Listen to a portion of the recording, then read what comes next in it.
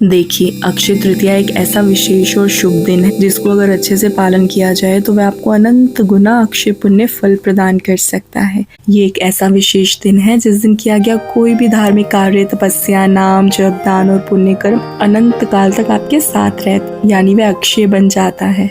अब देखिए, इस बार 19 अप्रैल 2026 को आ रही है अक्षय तृतीया। अक्षय तृतीया पर कौन से ऐसे कार्य हैं जो हमें जरूर करने चाहिए? तो आइए जानते हैं कि अक्षय तृतीया पर आखिर हमें क्या करना चाहिए। पहले जाने अक्षय का मतलब। अक्षय मतलब जिसका कभी नाश ना हो, और ये विशेषता है तृतीया तिथि की। चाहे वह दान हो, जप हो, तप हो या भगवान की आराधना, इस दिन किया गया एक कार्य हमें चिरस्थायी फल प्रदान करता है और इसलिए इसे सदा शुभ तिथि भी कहा जाता है। कहते हैं कि सतयुग और त्रेता युग की शुरुआत भी इसी दिन से हुई थी और इस दिन भगवान परशुराम प्रकट हुए थे। गंगा माता धरती पर उतरी थी और पांडवों को अक्षय पात्र मिला था।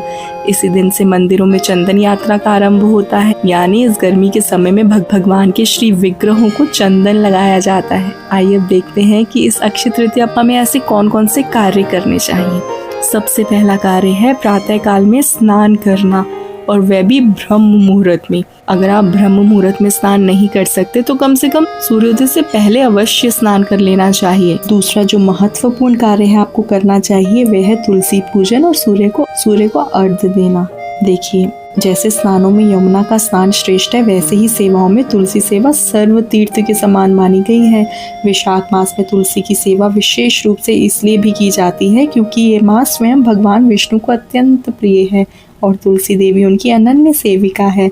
तुलसी पूजन करना यानी भगवान नारायण को संतुष्ट करना होता है, इसलिए हम वैशाख मास में विशेष तुलसी जलदान भी करते हैं। और सूर्य देव तेजस्विता और स्वास्थ्य प्रदान करते हैं। जो व्यक्ति वैशाख मास में प्रतिदिन सूर्य को अर्घ्य देता है वह 1000 अश्वमेघ यज्ञों के फल को प्राप्त करता है। विशेष रूप से अक्षय तृतीया के दिन सूर्य नारायण देव को अर्घ्य देना सर्व पाप विनाशक, चिरायु, तेजवर्धक और संपत्ति प्रदायक माना गया है। इससे हमें अक्षय स्वास्थ्य की प्राप्ति होती है। तीसरा महत्वपूर्ण कार्य है भगवान को चंदन अर्पित करना। अक्षय तृतीया के दिन ये चंदन यात्रा भी आरंभ हो जाती है। चंदन यात्रा यानी अत्यंत भीषण गर्मी के समय में भगवान श्री कृष्ण के श्री विग्रहों को शीतल चंदन अर्पित करने की सेवा।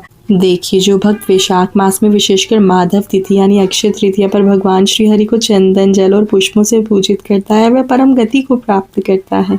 चौथा और सबसे महत्वपूर्ण कार्य है हरि नाम का जप करना और अक्षय तृतीया की कथा का श्रवण करना। हरे कृष्णा कृष्ण कृष्ण हरे हरे, हरे राम राम राम हरे हरे, इस महामंत्र का जप करना। ये महामंत्र कलयुग के समस्त पापों को नष्ट करने वाला है। संपूर्ण वेदों में इससे श्रेष्ठ कोई भी उपाय नहीं बताया गया, इसलिए अक्षय तृतीया पर इस मंत्र का जप विशेष रूप से फलदायक बताया गया है क्योंकि ये तिथि स्वयं अक्षय पुण्य प्रदान करने वाली है और हरे कृष्ण महामंत्र भक्ति और मुक्ति प्रदान करने वाला सर्वोच्च साधन है।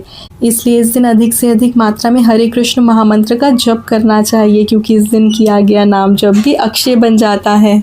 मैं ऐसी कथाएं गाथाएं हर रोज लेकर आती हूँ। अगर आपको मेरे चैनल की वीडियोस अच्छी लग रही हैं तो आप चैनल को सब्सक्राइब करें और हमारी फैमिली का सदस्य बने। चलिए फिर कल मिलते हैं एक और नई वीडियो के साथ। हरे कृष्णा।